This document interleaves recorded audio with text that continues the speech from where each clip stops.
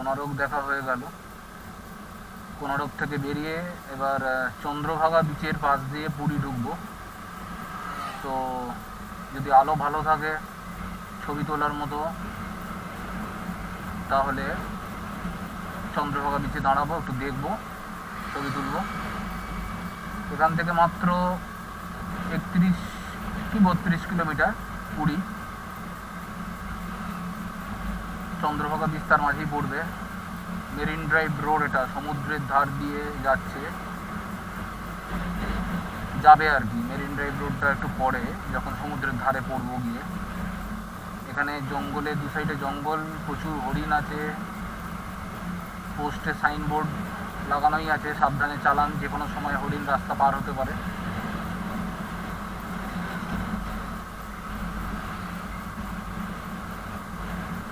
তো একটু আস্তেই চালাচ্ছি সেই জন্য।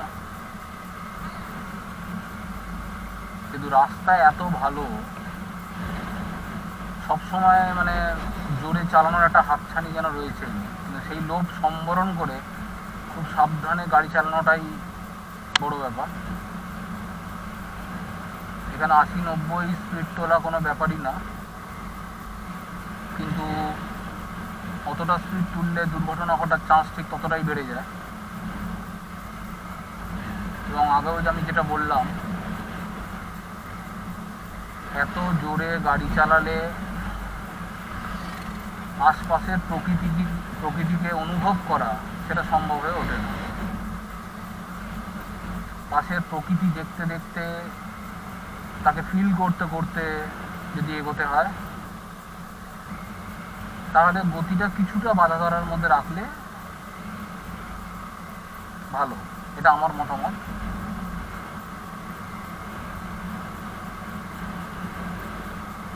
সামনেই মনে হচ্ছে যে আমরা সি বিচের ধারে পড়ছি, আমার দেখে তো তাই মনে হচ্ছে। এবার মেরিন ড্রাইভ রোড, সমুদ্রের ধার দিয়ে পুরো রাস্তাটা যাবে।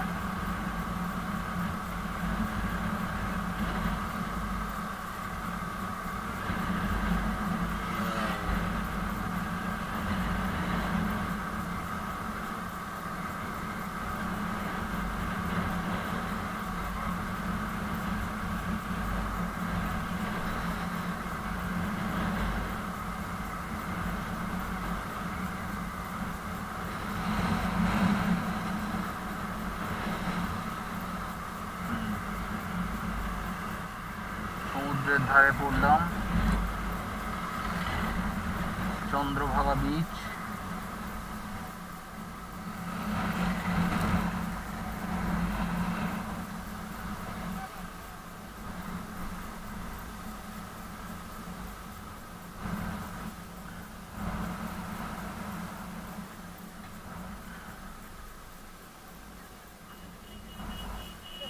এখান থেকে দেখাও যায়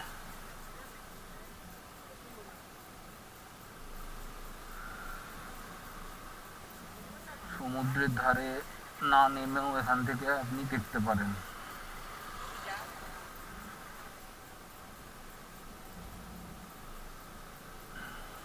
দিস ইজ চন্দ্রভাগা।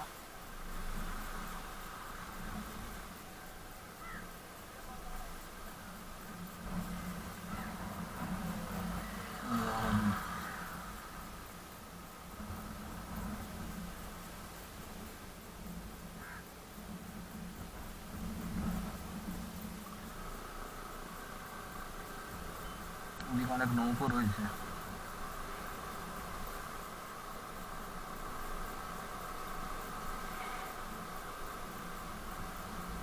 তার মানে এখানে মাছ ধরার ব্যাপারটা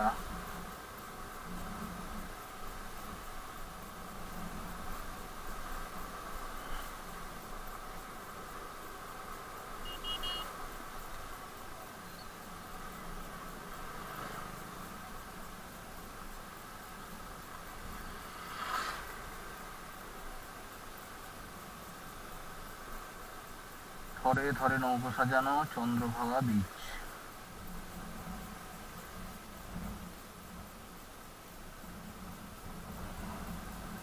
একটু নেমে দেখা যাক এখানটা।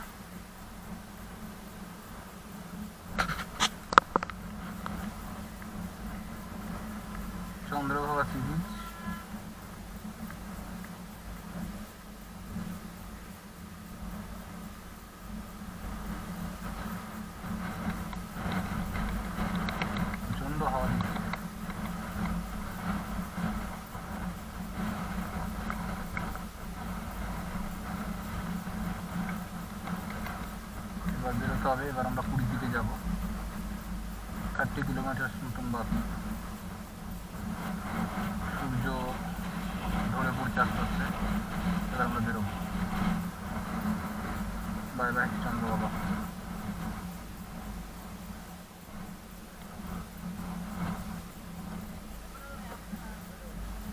সো বিউটিফুল, লোকজন কম, চারিদিকে নৌকো, অদ্ভুত সুন্দর। পুরীতে যে একটা ভিড়ের ব্যাপার, সেটার জন্য অতটা ভালো লাগে না।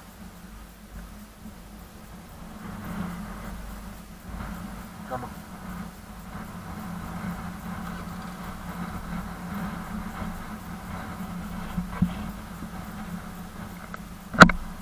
Let's go.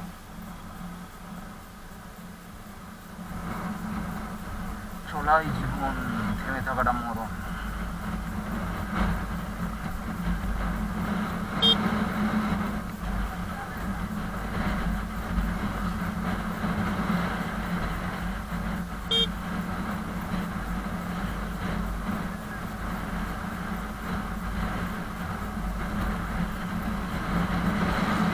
মানে সমুদ্রের দিক থেকে হাওয়া আসছে, তার সাথে একটা মিহি বালি উড়ে আসছে, সেটা শরীরের যে খালি অংশ মুখে বা হাতে লাগছে, সেটা ফিল করা যাচ্ছে।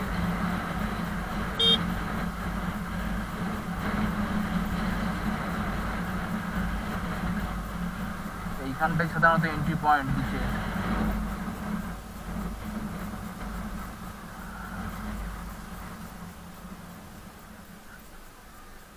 এখান দিয়ে বিচে ঢুকলে এখন অনেক সময় লাগবে দেখতে করতে। চলো, দারুণ একটা রাস্তা ওয়েট করছে আমাদের জন্য, মেরিন ড্রাইভ।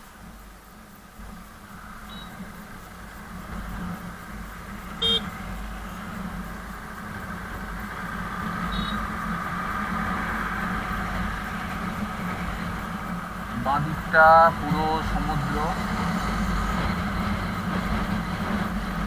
ডান দিকে জঙ্গল, ঝাউ গাছ আছে, আর অনেক রকমের গাছ আছে, মাঝখান দিয়ে রাস্তা।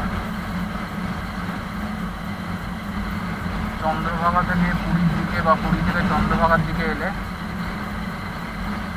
এই মেরিন ড্রাইভ ধরেই আসে যাওয়া করতে হয় এই রাস্তা দিয়ে।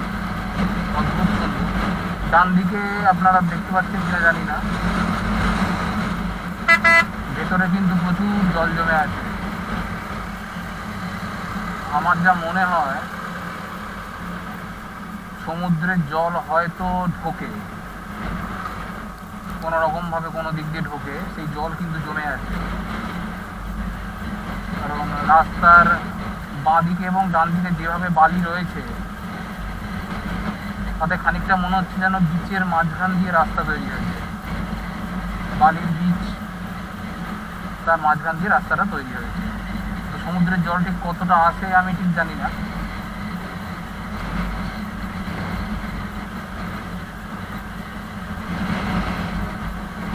কারণ এখনই বেশ রাস্তার কাছাকাছি জল, বাঁদিকে আমি দেখতেই পাচ্ছি, জাস্ট নিচেই জল।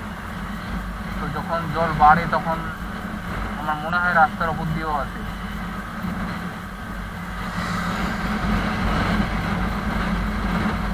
তার সাথে যে সামুদ্রিক হাওয়া, সামনে একটা কুয়াশার মতন ভাব, ওটা কিন্তু জলকণা এবং তার সাথে বালি।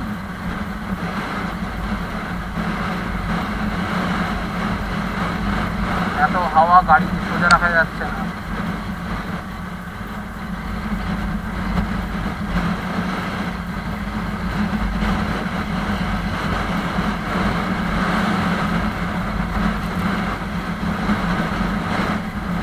মাঝে মাঝে মুখে বালিগুলো একেবারে মানে তীব্রভাবে এসে লাগছে, বালিগুলো আমার সাথে যে বালিগুলো।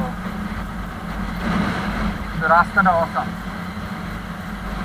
গুড রাস্তা।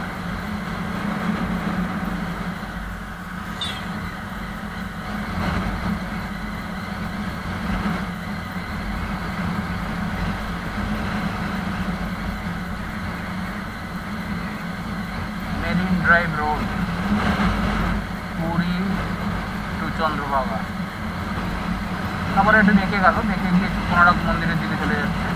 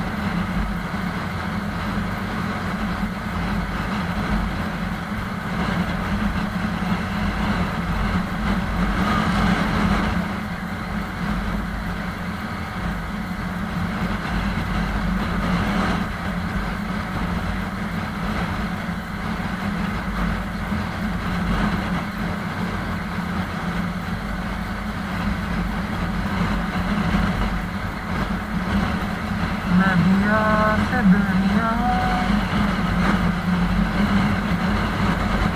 दरिया से सागर,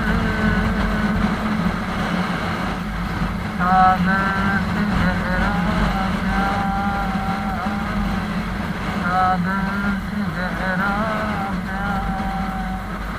সমুদ্রর একদম ধার ছেড়ে আমরা এবার কিছুটা ঢুকে যাচ্ছি ভেতরে। এবার আস্তে আস্তে আমরা কিছুটা ভেতর দিকে ঢুকে যাবো।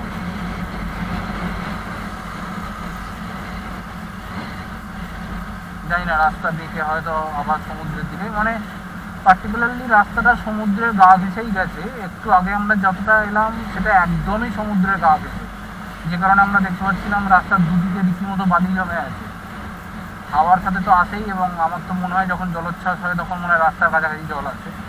আবার আমরা প্যারালালি সমুদ্রের ধারে চলে এলাম, কিন্তু একটু ডিস্টেন্স তৈরি হয়ে গেল, মাঝখানে বাদিকেই জঙ্গল মতো গাছপালা, একটু ডিস্টেন্স ক্রিয়েট হলো। ওই জন্য এখানে রাস্তা বেশ পরিষ্কার, কোনো বালির প্রাচুর্য নেই এখানে। হাওয়ার সাথে যে জলকণা আছে, চশমাটা বেশ আমার ঝাপসা হয়ে গেছে, সেটা আমি বুঝতে পারছি। একটা ঘোলাটে ভাব এসছে, তো দাঁড়িয়ে একটু চশমাটা মনে হয় মুছতে হবে। এ রাস্তা এখন চলতেই থাকবে, দুর্দান্ত রাস্তা, অসম রাস্তা। যারা ড্রাইভিং করতে ভালোবাসে তাদের জন্য এই রাস্তা একেবারে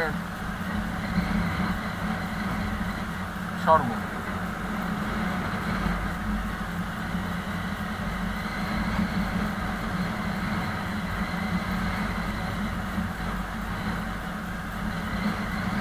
এই পথ যদি না শেষ হয় তবে কেমন হতো তুমি বলো তো।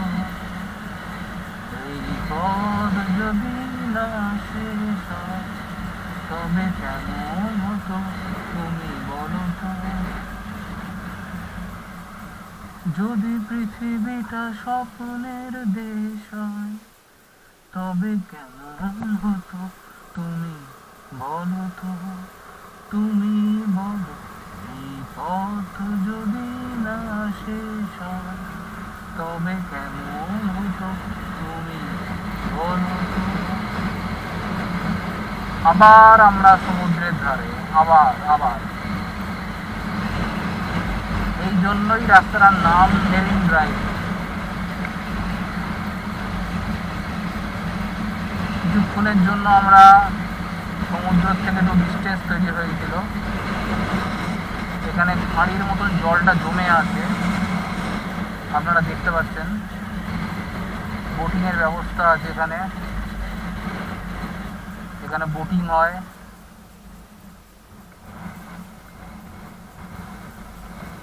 এখানে বোটিং হয়, সামনে বালি, তার ওদিকে সমুদ্র। সেখান থেকে কিছুটা জল এখানে ঢুকে একটা খাঁড়ির মতন তৈরি করেছে, এখানে বোটিং হয়, সবাই আসেন। দারুণ দারুণ নৌকো, জলে নৌকো দেখলেই কেন জানি না ছবি তুলতে ইচ্ছে করে। এখানেও মনে হচ্ছে নেমে তুলি, কিন্তু এরকম করতে হতে দেরি হয়ে যাবে। একটু এগিয়ে যাই।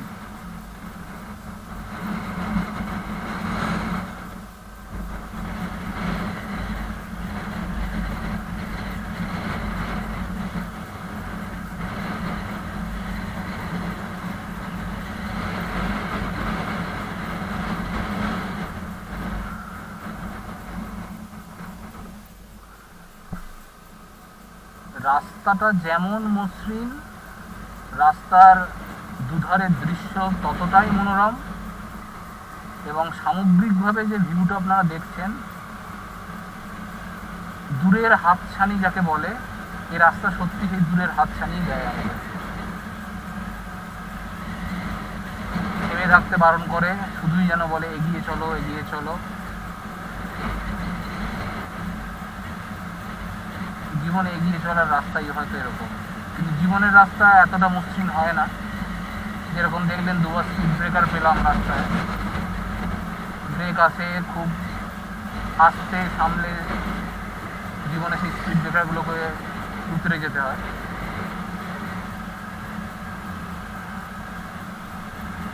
আর স্পিড ব্রেকার একটু সাবধানে উতরে গেলে তারপরে এই মসৃণ পথ আপনার অপেক্ষা, শুধুই এগিয়ে চলো। Drive slow, sanctuary area. রাস্তায় কুকুর দেখতে পাচ্ছি, কিন্তু এখানে বোর্ডে যা ছবি দেওয়া আছে, দু সাইডে জঙ্গলে অনেক হরিণ আছে।